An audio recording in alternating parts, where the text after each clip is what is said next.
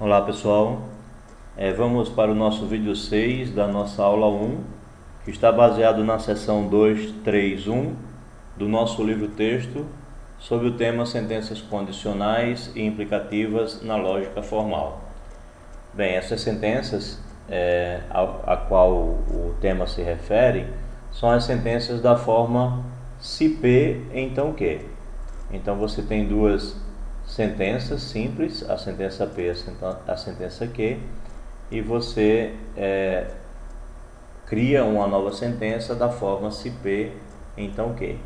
Chamamos essa sentença de sentença condicional, e nesse caso dizemos que P é a proposição antecedente e Q é a proposição consequente. Bem, a tabela verdade dessa sentença condicional é essa tabela aqui. Ela estabelece que se P é verdadeiro e Q é verdadeiro, então se P, então Q também é verdadeiro. Agora, se P é verdadeiro e Q é falso, então se P, então Q é falso. Porém, se P é falso e Q é verdadeiro, então se P, então Q é verdadeiro. E se P é falso e Q é falso, então novamente se P, então Q é verdadeiro. Observando a tabela, podemos dizer que, a princípio, a relação se P, então Q, nada tem a ver com a ideia de dedução matemática, né? Veja que aqui a gente não obriga que a antecedente seja verdadeira para que se P, então Q seja verdadeira. Na nossa dedução matemática, na ideia de dedução matemática, a gente sempre trabalha com antecedente sendo verdadeiro. É sempre uma hipótese válida. Se a hipótese considerada não for verdadeira, então a gente não consegue fazer deduções matemáticas. Veja, por exemplo, que segundo essa tabela, a sentença se a Terra é plana, então π é irracional, essa sentença é verdadeira. Por quê? Porque π ser irracional, ou seja, seria a nossa sentença Q, é um fato conhecido, é um fato que a gente sabe que é verdade. E ele não depende de forma nenhuma se a Terra é plana ou se a Terra não é plana, que inclusive é um tema bem atual, porque há quem acredite inclusive que ela seja plana. Mas independente de você dizer que isso daqui é verdade ou não, você está justamente nessa situação aqui, né? Você tem, se você afirma que é falso, né? É falso, e o que, se o P é falso e o Q é verdadeiro, que é o nosso caso aí, a P é se a Terra é plana, é falsa, e a Q é verdadeira, P é um número racional, então, segundo essa nossa tabela, o se P, então Q é verdadeiro, tá? Não depende do valor da P para que você estabeleça aqui se P, então Q. Ok. Ainda na lógica simbólica formal, dizemos que uma proposição composta P de R1, RK implica uma outra proposição composta Q de R1, R2, etc., RK, ou seja, P de R1, R2, RK implica logicamente ou implica materialmente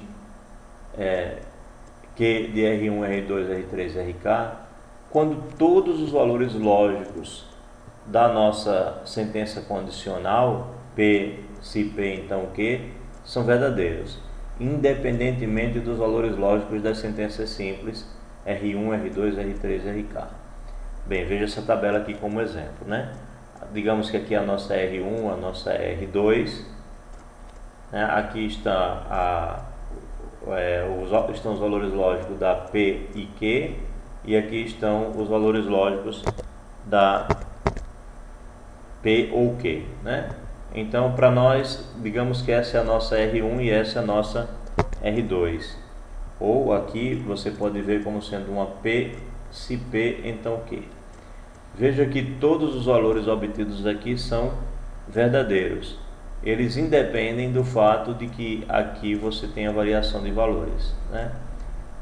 você tem verdadeiro e verdadeiro dando verdadeiro, você tem falso e verdadeiro dando verdadeiro, falso e verdadeiro dando verdadeiro novamente, e falso dando verdadeiro. Então, duas sentenças lógicas formais, elas serão ditas, diremos que uma implica a outra logicamente ou implica materialmente, quando acontecer dessa última coluna aqui ser totalmente verdadeira, certo? Então, nesse exemplo nós verificamos isso, portanto essa sentença implica logicamente essa outra. Bem, argumentos. Agora, para construir a ideia de dedução matemática, que é o tipo de argumento, o tipo de proposição implicativa que nos interessa. Dado um conjunto finito de proposições, P1, P2, PK, e uma última Q, chamamos argumento a qualquer afirmação que nos leve a concluir que as sentenças P1, P2, PK, que compõem uma sentença composta, acarretam a sentença final, que é a nossa conclusão, a sentença Q. Ou seja, que nos leve a deduzir Q a partir de P1, P2, PK. As sentenças P1, P2, PK são chamadas premissas e a sentença Q é chamada de conclusão. Então, por exemplo, eu tenho aqui a sentença P1, Pedro é brasileiro, e eu tenho a sentença Q, Pedro é terráqueo. Então eu devo buscar sentenças entre uma e a outra, de tal forma que elas sirvam de argumento para que eu possa verificar que Q é verdadeiro a partir dos argumentos que eu possa colocar aqui no meio. Então, por exemplo, a sentença o Brasil é na terra é um argumento para ligar a sentença Pedro é brasileiro e Pedro é terráqueo.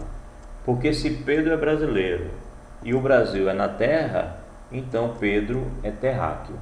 Então, argumentos são sentenças que a gente intercala entre as premissas para que a gente consiga chegar às conclusões. Silogismo. Bem, silogismo é um tipo de argumento lógico dedutivo dessa forma aqui, do tipo H é M, S é H, logo S é M, tá certo? Você poderia ler de baixo para cima, né?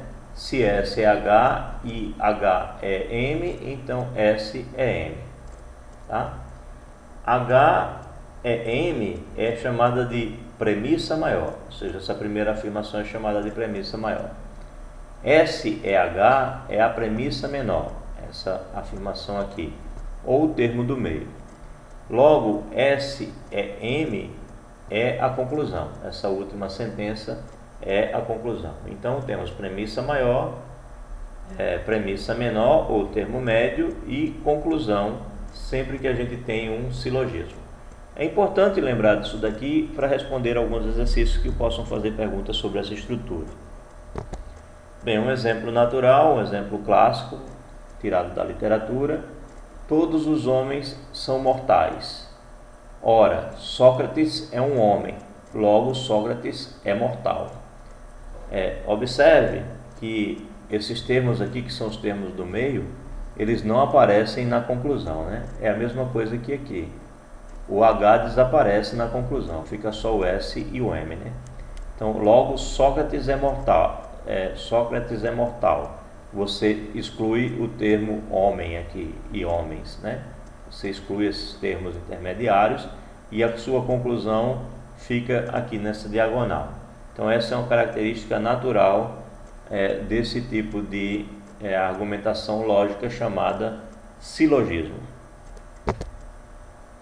Sentenças condicionais são as sentenças do tipo se P, então Q, que nós falamos agora há pouco. Todas as sentenças matemáticas são desse tipo, mesmo que não esteja explícito.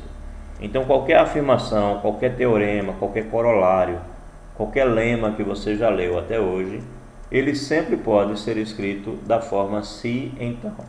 Às vezes, havendo a necessidade de escrever duas vezes, juntando duas sentenças, mas eles sempre podem ser escritos na forma se então. Para verificar se uma sentença condicional é válida, usamos uma demonstração pelo método dedutivo. Esse sim é o raciocínio que nos interessa no estudo da matemática. Então, se eu quero de uma sentença P concluir uma sentença Q, eu faço um agrupamento de argumentos. Eu vou criando argumentos, de tal forma que P a gente consiga argumentar a partir de P, mostrar que P1 é verdadeiro. A partir de P1, mostrar que P2 é verdadeiro. A partir de P2, mostrar que P3 é verdadeiro, assim por diante, até chegar à conclusão Q. Ou seja, a partir da premissa P, nós juntamos um conjunto de argumentos, que pode ser um ou muitos, até chegar à conclusão Q, onde os argumentos P1 e P2 são válidos. Essa é a ideia de demonstração pelo método dedutivo das sentenças condicionais. Bem, um fato muito importante. Observe a tabela. Você tem P e Q. Se P é verdadeiro e Q é verdadeiro, V é verdadeiro. Ou seja, se P é verdadeiro, então Q é verdadeira. Essa é uma forma normal, comum, de você ver acontecer o método dedutivo. A partir de uma sentença P verdadeira, chegar a uma sentença Q verdadeira. Agora, se P é verdadeira, então você não vai nunca conseguir argumentos que façam com que dê para verificar que Q seja verdadeiro, sendo de fato Q falsa, né? Ou seja, você não consegue, se P é verdadeiro e Q é falso, você não consegue argumentar que se P, então Q, né? Isso é impossível. É impossível de uma premissa verdadeira chegar a uma conclusão falsa. Porém, se a premissa é falsa, a gente pode chegar a uma conclusão verdadeira. E se a premissa é falsa, também posso chegar a uma conclusão falsa. Estão aqui os exemplos. Se 1 é igual a 0, então 1 é igual a 1. Veja que a nossa conclusão aqui é verdadeira, mas a nossa premissa ela é falsa. Do mesmo jeito essa outra. Se 1 é igual a 0, então 3 é igual a 2. Nesse caso, tanto a premissa quanto a conclusão são falsas. Veja que é possível de fato demonstrar. Se 1 é igual a 0, então eu argumento que 0 é igual a 1. Acho que é um argumento aceitável. Somando-se essas igualdades, somando-se essas duas igualdades, eu tenho 1 mais 0 igual a 0 mais 1.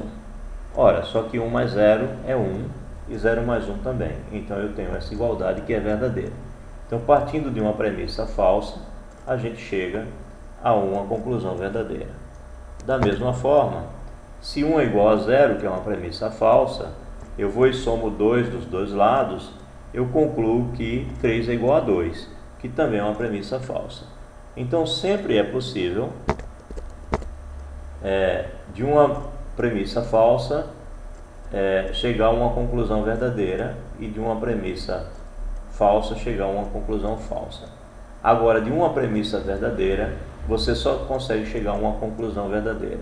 Não dá para, de uma premissa verdadeira, chegar a uma conclusão falsa. Acho que isso deixa melhor um pouco a explicação que nós tínhamos a dar quando estávamos com a tabela verdade dessa seção aqui, né? Isso melhorou um pouco a explicação dessa parte aqui, que nunca fica muito clara, é sempre complicado de pensar. Eu sempre prefiro olhar a partir dessas demonstrações quando a gente está já com o raciocínio dedutivo matemático estruturado. Bem, vamos parar esse vídeo por aqui, senão vai ficar longo demais. Então no próximo vídeo a gente dá continuidade.